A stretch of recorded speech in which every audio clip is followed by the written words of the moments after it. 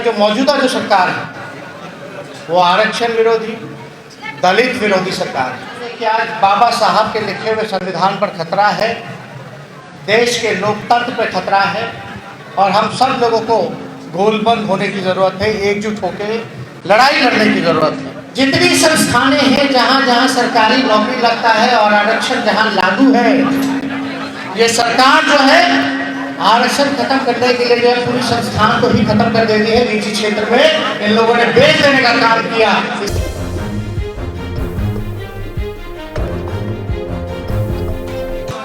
Hall की permission जो है वो नहीं दी, इस वजह से लोग काफी परेशान थे कि कहाँ जगह स्थल पर ये कार्यक्रम को किया जाएगा। हमने बताया कि हमारा आवास में हॉल है वो खाली है, वहीं आप जो है कार्यक्रम को कीजिए। और हमारे पास समय, क्योंकि आप लोग जान रहे हैं कि बिहार विधानसभा चल रहा है, लेकिन आज छुट्टी का दिन है। असम हो, बंगाल हो, हर जगह चुनाव है, इसलिए व्यवस्था को देखते हुए हम सब लोगों की कोशिश थी कि कहीं ना कहीं से कैसे भी थोड़े देर के लिए भी हम लोग जो है समय हम लोग निकाल करके आप लोगों के बीच आए और रविदास जी के चरणों पर श्रद्धा के सुमन जो है वो अर्पित करने का काम करें। रविदास जी कौन थे, कितने महान थे, ये हमको आप लोगों को बताने की ज़रूरत नहीं है,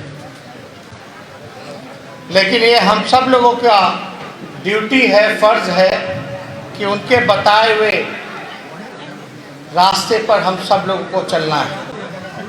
उनकी जो विचारधारा रही, उस विचारधारा को अपने जीवन में हम लोगों को अमल करने की ज़रूरत है।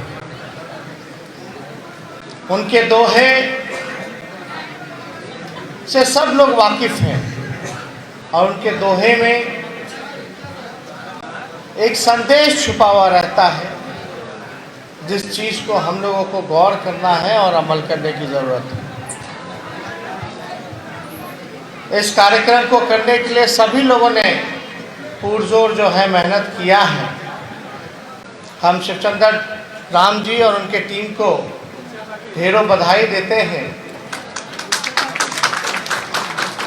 कि कभी भी किसी भी परिस्थिति में वो जो है कार्यक्रम जो है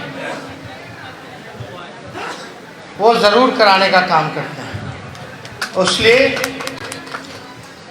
कुछ जो मांगे आप लोगों ने हमारे सामने रखा है, इस मांग को तो हम लोगों ने पार्टी का जो घोषणा पत्र होता है उसमें भी लागू हम लोगों ने कराया था।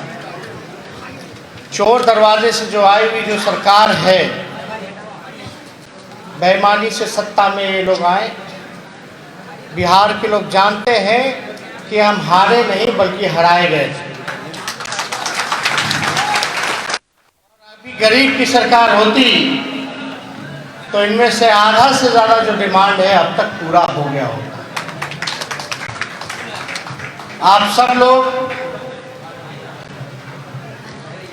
को हम ये बताना चाहेंगे कि आज बाबा साहब के लिखे हुए संविधान पर खतरा है, देश के लोकतंत्र पर खतरा है और हम सब लोगों को गोलबंद होने की ज़रूरत है, एकजुट होकर लड़ाई लड़ने की ज़रूरत है। आरक्षण की बात की जाती है, हम लोगों ने भी कई बार नारा दिया, जिसकी जितनी आबादी उसकी उतनी हिस्सेदारी। बाबा साहब ने संविधान में आरक्षण का प्रावधान करके जो वंचित शोषित समाज में अंतिम पायदान पर जो खड़ा व्यक्ति है, परिवार है, उसको मुख्य धारा में कैसे लाया जाए, इसके लिए उन्होंने आरक्षण संविधान में रचने का काम किया। लेकिन आज देखिएगा जो मौजूदा जो सरकार है वो आरक्षण विरोधी, दलित विरोधी सरकार है। बिहार में चाहे डबल इंजन की सरकार हो या केंद्र में एनडीए की सरकार हो, एससी एसटी कानून को किस प्रकार से ख़त्म किया गया। अगर हम अपने सभी विधायकों के साथ सड़क पर नहीं उतरते, भारत बंद नहीं होता, तो ये कानून को भी लोग जो है ख़त्म करने का काम करेंगे। अभी भी बैकलॉग इतना है आरक्षण में जो पूरा नहीं किया जाता। हम लोग तो लगातार इस बात को कहते रहे हैं, हम लोग इस बात को कहते रहे कि जो आरक्षण है उस पर ये सरकार जो है बड़ी चतुराई से हमला बोलने का काम कर रही है। जो सरकारी संस्थाएं हैं जहां आरक्षण लागू है, अब जैसे कि रेलवे देख लीजिए, एयर इंडिया देख लीजिए, BSNL देख लीजिए, जितनी संस्थानें हैं जहां जहां सरकारी नौकरी लगता है और आरक्षण जहां लागू है, ये सरकार जो है आरक्षण खत्म करने के लिए जो है पूरी संस्थान को ही खत्म कर देती है। निजी क्षेत्र में इन लोगों ने बेच देने का काम किया। इससे आप लोगों का जो आरक्षण है वो स्वतः ही खत्म हो जाएगा। इसकी लड़ाई हम लोग लगातार पार्लियामेंट से लेकर के सड़क तक लड़ रहे हैं। हम लोग लगातार सरकार को घेरने का काम कर रहे हैं कि जितना रेलवे है आप सब जो है निजीकरण कर रहे हो, BSNL को निजीकरण कर रहे हो, एयर इंडिया को निजीकरण कर रहे हो, तो कम से कम आप लोग बेचने का काम कर रहे हैं सरकारी संपत्तियों को, संस्थानों को। तो हमारी ये मांग है मौजूदा सरकार से कि निजी क्षेत्रों में भी जो है आरक्षण को लागू किया जाए, ताकि जो हमारा कुछ दलित समाज है, वंचित समाज है, उसको हम लोग मुख्यधारा में लाएं। समय का अभाव है, 12:50 में हमको फ्लाइट पकड़ना है, लगातार एयरपोर्ट से कॉल आ रहा है।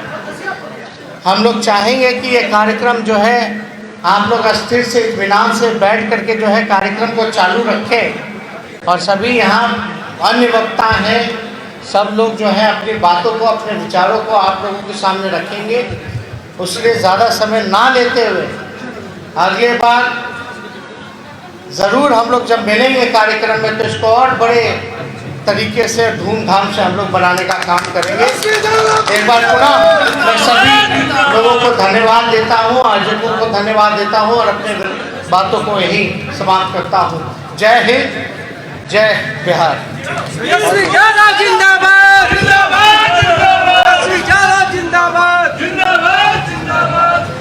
ये वीडियो अगर आपको पसंद आया हो तो इसे लाइक करें, कमेंट करें, शेयर करें और हाँ, हमारे चैनल को सब्सक्राइब करना ना भूलें, ताकि देश विदेश से जुड़ी खबरें आप मिस ना करें। क्योंकि कोरोना काल में 2 गज दूरी, मास्क है जरूरी। नमस्कार।